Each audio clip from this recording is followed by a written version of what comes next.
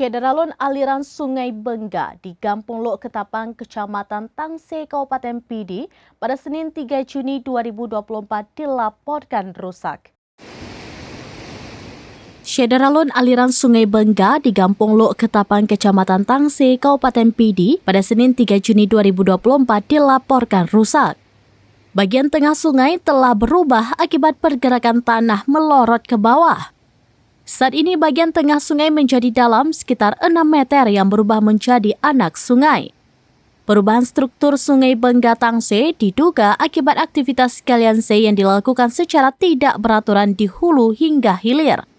Sehingga permukaan sungai yang awalnya asri kini berubah mengerikan.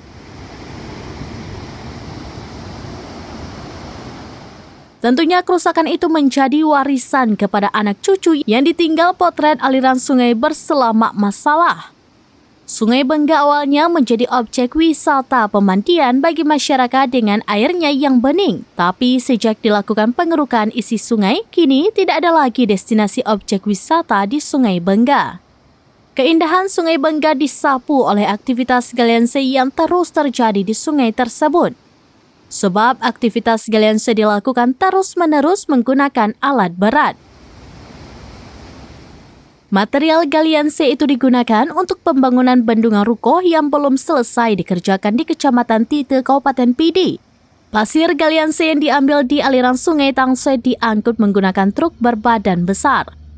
Puluhan truk berbadan besar hampir setiap hari mondar-mandir mengangkut galianse di ruas Jalan Nasional Kemala Tangse menuju proyek pembangunan bendungan Rukoh.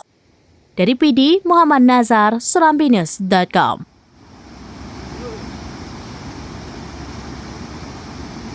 Demikian informasi terkini Syederalun. Saksikan terus beragam informasi lainnya. Jangan lupa like dan share seluruh akun SerambiNews.com.